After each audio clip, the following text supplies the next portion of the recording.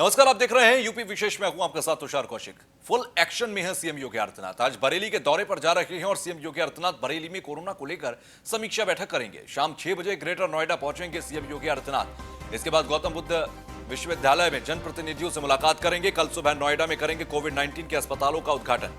नोएडा में मुख्यमंत्री के आगमन को लेकर हाई अलर्ट है। नोएडा में ड्रोन कैमरे पर प्रतिबंध लगा दिया गया है। ऐसे में आज और कल नहीं उड़ेंगे ड्रोन कैमरे। ड्रोन कैमरे उड़ाने पर पुलिस करेगी कार्रवाई। तो गौतम बुद्ध विश्वविद्यालय के जनप्रतिनिधियों से मुलाकात यहां पर करेंगे। हालांकि यहां पर कोविड जो हॉस्पिटल्स बनाए गए हैं उनको लेकर उद्घाटन करने के सिलसिले में यहां पर सीएम योगी आदित्यनाथ आ रहे हैं, लेकिन अधिकारियों से समीक्षा बैठक भी करेंगे नोएडा के हालातों पर। ऐसे में गौतम बुद्ध नगर के अंदर अधिकारियों में हड़कंप है और हर व्यवस्था को दुरुस्त रखने की यहां पर इस वक्त अधिकारियों में होड़ है। तो ऐसे में सीएम योगी आदित्यनाथ आज बरेली पहुंचेंगे, उसके बाद शाम 6 बजे गाजियाबाद आएंगे और कल नोएडा के दौरे पर रहेंगे। तो फुल एक्शन में है सीएम योगी आदित्यनाथ। जिस तरह से उत्तर प्रदेश के अंदर कोरोना के मामले बढ़े हैं, सीएम की जो लगातार सक्रियता है वो भी तेजी से बढ़ गई है। बरेली से हमारे संवाददाता अयाज खान हमारे साथ सीधे जुड़ गए हैं। अयाज, बरेली में सीएम योगी आदित्यनाथ अब से कुछ देर बाद पहुंचेंगे, स्थिति क्या है? अधिकारियों में हड़कंप कितना है, क्योंकि लगातार बरेली के अंदर कोरोना की स्थिति तो बेकाबू है।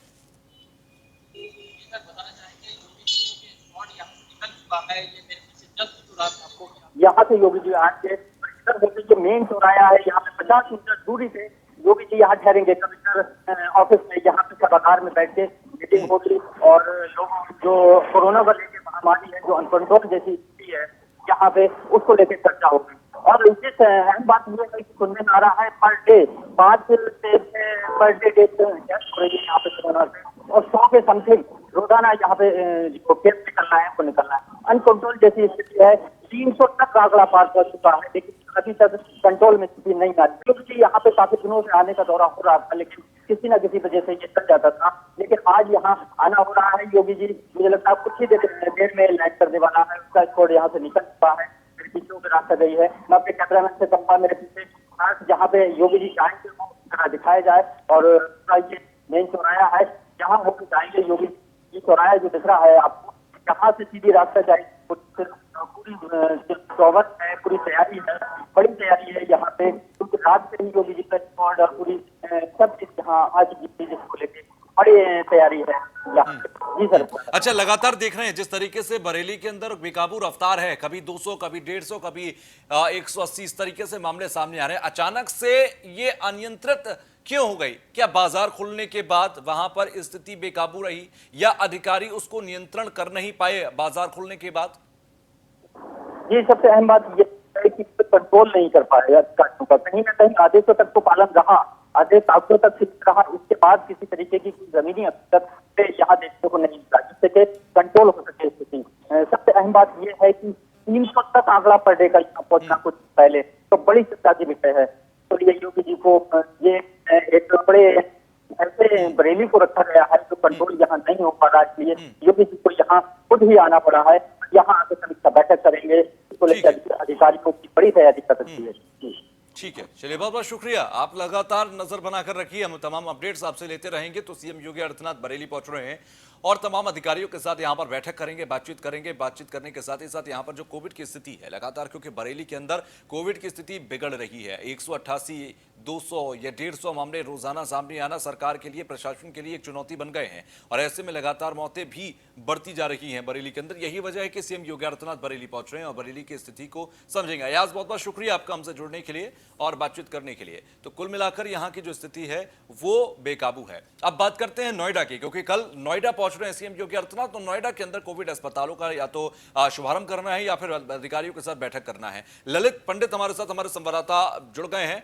ललित, कल पहुंचेंगे यहां पर सीएम योगी आदित्यनाथ। आपको याद होगा पिछली बार सीएम योगी आदित्यनाथ पहुंचे थे जब गौतम बुद्ध नगर में बेकाबू रफ्तार कोरोना की थी और यहां पर सीएमओ के ऊपर, अधिकारियों के ऊपर जमकर फटकार लगाते नजर आए थे। इस बार अधिकारियों में क्या हड़कंप है?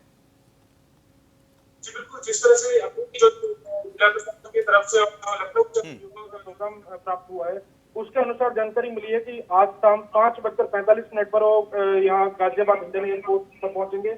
उसके बाद में वहां से हेलीपैड के माध्यम से गौतम बुद्ध यूनिवर्सिटी नोएडा पहुंचेंगे 6 बजे।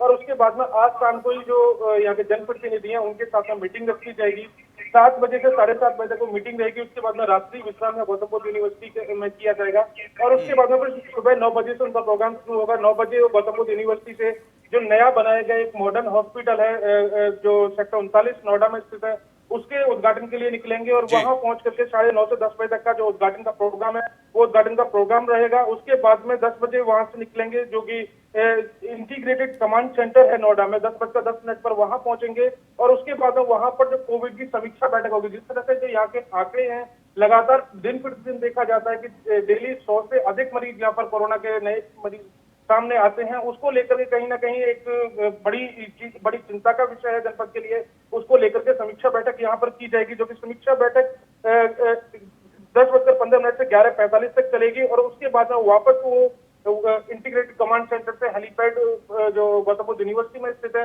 वहां पर पहुंचेंगे और उसके बाद में यहाँ से 12:20 पर सहारनपुर पुलिस लाइन के लिए रवाना होंगे। तो जो प्रोग्राम अभी तक जो प्राप्त हुआ है उसके अनुसार आज शाम 6 बजे से लेकर के कल 12:20 तक गौतम बुद्ध नगर के अंदर योगी आदित्यनाथ रहेंगे और इस दौरान अच्छा ललित, अभी गौतम बुद्ध नगर की अगर बात करें कोरोना को लेकर स्थिति क्या है? क्या यहाँ पर रफ्तार बेकाबू है या अब नियंत्रण में है? जी बिल्कुल, जिस तरह से जनपद गौतम बुद्ध नगर में देखने को मिल रहा है कि दिन प्रतिदिन जो केस है वो 100 से ऊपर 100 के आसपास का एक आंकड़ा है। जो दिन प्रतिदिन यहाँ पर जो नए मरीज जो कोरोना के मिलते हैं वो 100 के आसपास ही उनका डेली का आंकड़ा यहाँ पर आ रहा है। बीते दिन जो रिपोर्ट प्राप्त हुई थी उसके अनुसार भी 105 नए कोरोना पॉजिटिव मरीज आए थे। जो अभी तक जनपद के अंदर जो कोरोना पॉजिटिव मरीजों की संख्या है वो बढ़कर के 5748 हो चुकी है। इनमें से 43 मरीज ऐसे भी हैं जिनकी मौत हो चुकी है उपचार के दौरान, जबकि 919 मरीज ऐसे हैं जिनका अभी जो जनपद के अंदर अस्पताल है उन अस्पतालों में इलाज चल रहा है। वहीं इसी चीज को कोविड को लेकर के भी ये जो माननीय मुख्यमंत्री का जो दौरा है वो भी काफी महत्वपूर्ण माना जा रहा है, क्योंकि जो एक टाटा ट्रस्ट के द्वारा यहाँ पर एक अस्पताल बनाया गया है सेक्टर 39 में, उसका उद्घाटन योगी आदित्यनाथ के द्वारा किया जाएगा, जिसमें 400 बेड की उपलब्धता होगी और उसमें जो कोविड के जो मरीज हैं उनको आसानी से इलाज मिल सकेगा। तो खासकर ये जो अस्पताल है ये गौतम बुद्ध नगर के लिए नहीं, आसपास के क्षेत्रों के लिए भी काफी महत्वपूर्ण है, क्योंकि आसपास के क्षेत्रों में जहां पर अस्पतालों की कमी है, जहां पर भी अगर संसाधनों की कमी है, वहां के मरीज भी गौतम बुद्ध नगर में आकर के कोविड के सरकारी अस्पताल में आकर के अपना इलाज करवा सकते हैं। तो बड़ी चीज ये है जिस तरह से देखने को मिल रहा है कि योगी आदित्यनाथ यहाँ पर पहुंचेंगे। वहीं एक चीज आपको और बता दें कि इसी अस्पताल का लोकार्पण 2 मार्च को पहले ही योगी आदित्यनाथ जी के द्वारा किया जा चुका है।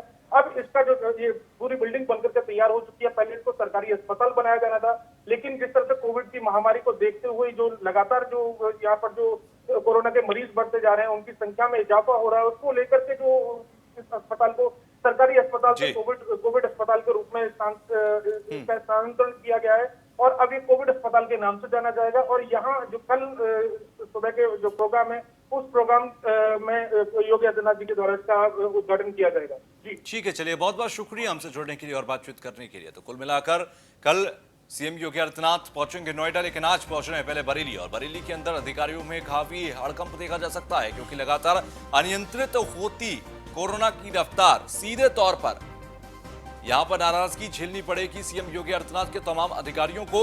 और सीएम योगी आदित्यनाथ का जिस तरीके का एक वर्क कल्चर है उसके मुताबिक तो साफ तौर पर है कि बरेली के अधिकारियों के लिए आज का दिन फटकार वाला रहेगा, क्योंकि नोएडा में जिस तरीके से इससे पहले जब पहुंचे थे और इसी तरीके की बेकाबू रफ्तार थी, तो नोएडा के सीएमओ को खास तौर पर फटकार लगाई थी सीएम योगी आदित्यनाथ ने। और आज बरेली पहुंचना, अब देखना होगा कि बरेली में आज किस तरीके की तस्वीरें रहती हैं और बैठक के दौरान क्या कुछ होता है।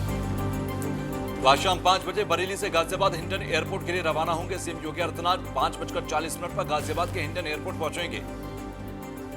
इसके बाद 5:45 पर गाजियाबाद से हेलीकॉप्टर से गौतम बुद्ध यूनिवर्सिटी पहुंचेंगे। शाम 6 बजे ग्रेटर नोएडा के गौतम बुद्ध यूनिवर्सिटी पहुंच जाएंगे। शाम 7 बजे से 7:30 बजे तक जनप्रतिनिधियों के साथ बैठक करेंगे। इसके बाद गौतम बुद्ध यूनिवर्सिटी में ही रात्रि विश्राम करने का कार्यक्रम सीएम योगी आदित्यनाथ का है। कल सुबह 9 बजे गौतम बुद्ध यूनिवर्सिटी से सेक्टर 39 के लिए रवाना होंगे। कल सुबह मॉडर्न कोविड-19 अस्पताल का उद्घाटन सीएम योगी आदित्यनाथ को करना है। तो ब्रेक के बाद एक बार फिर आप सभी का स्वागत। लखनऊ से खबर, विधानमंडल के मॉनसून सत्र की तैयारियां तेज हो गई हैं। 20 अगस्त से शुरू होगा विधानमंडल का मॉनसून सत्र। विधायकों के लिए जलपान की नहीं होगी व्यवस्था। इसके अलावा इस बार सत्र के दौरान कैफेटेरिया बंद रहेगा। सभी विधायकों को मास्क लगाना अनिवार्य होगा, दूरी बनाकर रहना होगा। दर्शक गैलरी में बिठाए जाएंगे विधायक। तो पूर्व विधायकों और अन्य सभी प्रकार के प्रवेश पत्र स्थगित रहेंगे। कोविड-19 के सभी प्रोटोकॉल का पालन किया जाएगा। विधानमंडल के मॉनसून सत्र को लेकर तैयारियां शुरू हो गई हैं। 20 अगस्त से का मॉनसून सत्र शुरू होगा। आपको बता दें कि मॉनसून सत्र में इस बार विधायकों के लिए जलपान की व्यवस्था नहीं होगी।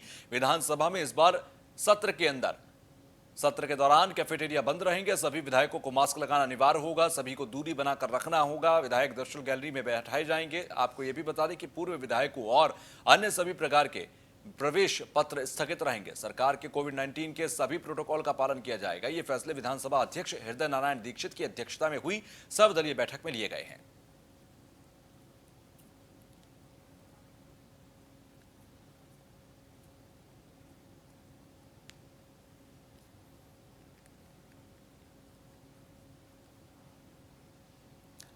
खबरों में आगे बढ़ते हैं। अयोध्या को पर्यटन की दृष्टि से चमकाने में जुटा है पीडब्ल्यूडी विभाग और अयोध्या की सीमा से पहले 3 प्रमुख मार्गों पर पीडब्ल्यूडी बनाएगा डाक बंगला।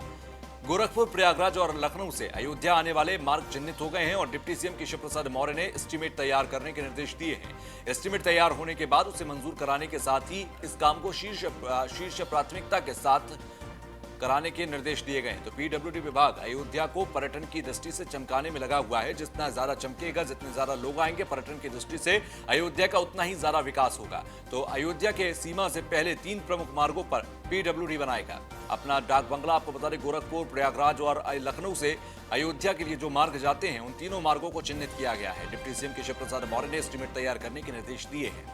तो अयोध्या को पर्यटन की दृष्टि से चमकाने में जुटा है पीडब्ल्यूडी विभाग। अयोध्या की सीमा से पहले 3 प्रमुख मार्गों पर पीडब्ल्यूडी बनाएगा डाक बंगला। तो मेरठ के प्रहलाद नगर में एक 8 साल की बच्ची की बहादुरी ने खुद को अपहरण होने से बचा लिया। अपहरणकर्ता स्कूटी पर सवार होकर बच्चे का गिरबान पकड़कर जबरदस्ती अपनी स्कूटी पर बिठाकर ले जा रहे थे, लेकिन बच्चा अपहरणकर्ताओं से छूटकर स्कूटी पर से कूद गया और शोर मचाने लगा, जिसके बाद अपहरणकर्ता फरार हो गए। परिजनों ने आनन फानन में पुलिस को सूचना दी, लेकिन उससे पहले ही अपहरणकर्ता फरार हो चुके थे। दरअसल पूरा मामला थाना लिसाड़ी गेट क्षेत्र के प्रहलाद नगर लक्ष्मण वाली गली का है। वहीं पुलिस का कहना है कि रिपोर्ट दर्ज कर ली गई है। आसपास के सीसीटीवी फुटेज खंगाले जा रहे हैं। जैसे ही सीसीटीवी फुटेज में अपहरणकर्ता नजर आते हैं तुरंत कार्रवाई की जाएगी। तो ये बच्चा आप जो देख रहे हैं, ये 8 साल का बच्चा है और इसने अपनी बहादुरी से अपहरणकर्ताओं को मात दी है। अपहरणकर्ताओं के चंगुल से छूटकर ये भागने में कामयाब हुआ है। तो शोर सुनकर अपहरणकर्ता फरार हो गए थे। तो अपहरणकर्ता स्कूटी पर सवार होकर पीछे से आते हैं। इस बच्चे के गिरेबान को पकड़कर स्कूटी पर बिठाने की कोशिश की जाती है। इसके बाद उनके चंगुल से छूटकर ये स्कूटी से कूद जाता है और उसके बाद ये शोर मचाता है, जिस शोर को सुनकर ये अपहरणकर्ता वहां से फरार हो जाते हैं। हालांकि पुलिस आसपास के सीसीटीवी फुटेज को खंगाल रही है और जल्द से जल्द अपहरणकर्ताओं तक पहुंचने का दावा कर रही है।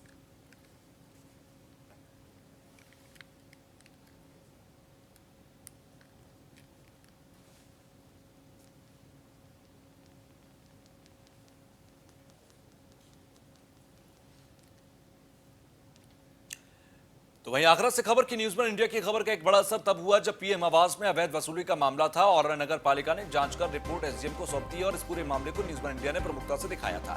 पूरे मामले की एसडीएम ने जांच कराई है। प्राइवेट युवक से लाभार्थियों से की थी वसूली और मामले में जांच के बाद कार्रवाई के आदेश हैं। शमशाबाद नगर पालिका क्षेत्र में लाभार्थियों से की गई थी वसूली और इस पूरे मामले को लेकर न्यूज़ वन इंडिया ने खबर दिखाई थी, जिसके बाद संज्ञान लेते हुए एसडीएम ने जांच बिठा दी है। तो खबर का असर हुआ, न्यूज़ वन इंडिया की खबर का असर। पूरे मामले में एसडीएम ने जांच कराई है। मामले में जांच के बाद कार्रवाई के आदेश दिए गए हैं। शमशाबाद नगर पालिका क्षेत्र में लाभार्थियों से वसूली की गई थी।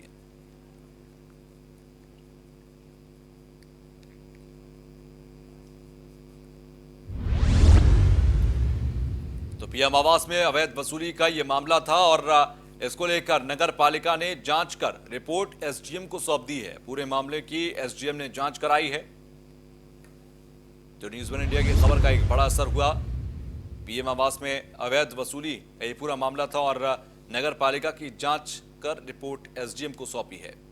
फिलहाल पूरे मामले की एसडीएम ने जांच कराई थी और उसकी रिपोर्ट सौंप दी गई है और न्यूज़ वन इंडिया ने लगातार इस पर प्रमुखता के साथ खबरें दिखाई थी, जिसके आधार पर अब संज्ञान लेते हुए इस पूरे मामले में जांच की रिपोर्ट सौंप दी गई है।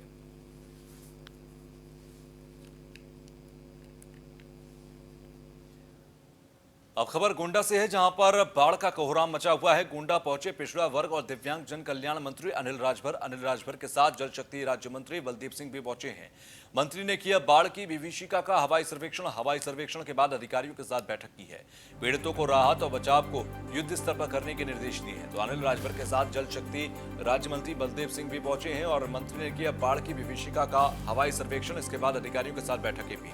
कल न्यूज़ 1 इंडिया ने आपको वो तस्वीरें भी दिखाई थी कि किस तरह से यहां बांध के बांध बहते चले गए और बाढ़ ने विकराल रूप लिया। फिलहाल उसके बाद यहां पहुंचे मंत्री ने तमाम हवाई सर्वेक्षण किए हैं और अधिकारियों के साथ बैठक भी कर रहे हैं। संवाददाता कादिर अंसारी हमारे साथ फोन लाइन पर जुड़ गए हैं। कादिर, कल हमने देखा किस तरीके से गोंडा के अंदर घाघरा के उफान पर और वो जो बांध था वो पूरी तरीके से धराशायी हुआ। फिलहाल मंत्री वहां पर पहुंचे हैं, क्या अपडेट है वहां से?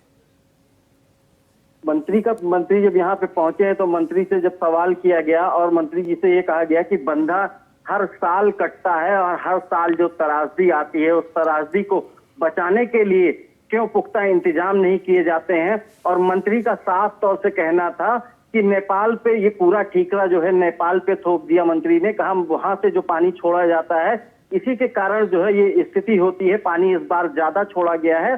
और जब मंत्री से इस बात को बताया गया कि वहां बंधे पे 3 दिन से जो राहत कार्य था, जो वहां पे जो कार्य किया जा रहा था, बंधे का जो निर्माण किया जा रहा था, वहां पे 3 दिन से काम बंद था, तो मंत्री ने साफ तौर से नकार दिया इस बात को। जबकि ग्रामीण साफ तौर से कहते नजर आए कि वहां पे 3 दिन से काम बंद था, इसकी वजह से वहां पे कटान हुई और महाविनाश लीला ये आई। लेकिन जिस बात को आप कह रहे हैं बहुत ही गंभीर बात है कि अधिकारी एक्सीएन की लापरवाही थी। उम्मीद ये थी कि मंत्री साहब यहां पर आएंगे, ये शिकायत सुनेंगे और उसके बाद एक्सीएन या अधिकारियों के ऊपर कोई कार्रवाई हो पाएगी, लेकिन यहां तो खुद मामले को टाल दिया गया। जी बिल्कुल, जिस तरीके से मंत्री का दौरा था तो इससे कयास लगाए जा रहे थे कि बड़ी कार्रवाई देखने को मिल सकती है, लेकिन कहीं ना कहीं ये जो महा घोटाला है, जिस तरीके से एक्सीएन बीएन शुक्ला गोंडा में जो है 3 साल से तैनात है और लगातार 3 साल से ये बंधा कट रहा है और ये बंधा बिल्कुल धंधा बन चुका है। क्योंकि जब बंधा कटता है, जब त्रासदी आती है तो बड़े फंड जो है रिलीफ होते हैं इसके बाद में। और यहाँ पे जो ग्रामीण है वो हर साल इस विनाश लीला को देखते हैं और दहशत में रहते हैं। न्यूज़ 1 इंडिया ने लगातार प्रशासन को हर बार चेताने की कोशिश की, जब जो है तस्वीरें दिखाएंगी कि बंधे पे निर्माण सही नहीं हो रहा है, लेकिन शासन की नींद कुंभकर्णी नींद से शासन जागने को तैयार नहीं था।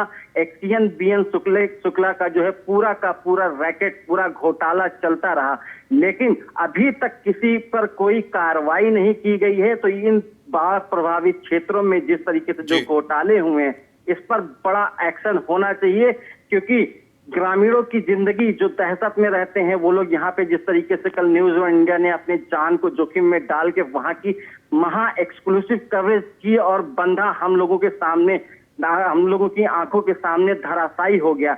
ऐसे में जिस तरीके से जो त्रासदी आई, अगर जलस्तर और बढ़ता है तो गांव के गांव तबाह हो जाएंगे। बहुत बड़ा खतरा है, इसको गंभीरता से लेना, ये गंभीरता से सोचना बहुत जरूरी है। चलिए, बहुत बहुत शुक्रिया कादिर हमसे जुड़ने के लिए।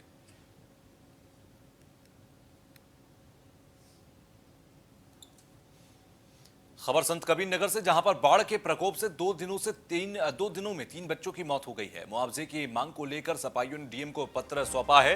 गरीब बच्चों के परिजनों को 10-10 लाख रुपए के मुआवजे की मांग की गई। बाढ़ पीड़ित लोगों को नहीं मिल रही सरकारी मदद। नाव ना होने से डूबकर 3 बच्चों की 2 दिन में मौत हो गई है। 15 दिनों से बाढ़ क्षेत्र में बिजली व्यवस्था बदहाल है। घनघटा तहसील अंतर्गत घाघरा नदी का यह पूरा मामला है। तो संत कबीर नगर के अंदर 2 दिनों में 3 बच्चों की मौत बाढ़ की वजह से हुई है। खबर कानपुर से, जहां पर देर रात चोरों ने दिया चोरी की घटना को अंजाम। 1 करोड़ से ऊपर की ज्वेलरी और 5 लाख नकदी पार करके ले गए हैं। आपको बता दें कि पड़ोस के मकान से खिड़की से अंदर आए ये चोर और परिवार सोता रहा। चोरों ने हाथ साफ किया। इसके अलावा चोरी की घटना सीसीटीवी कैमरे में कैद हुई है। आपको बता दें कि पुलिस जांच में जुटी है।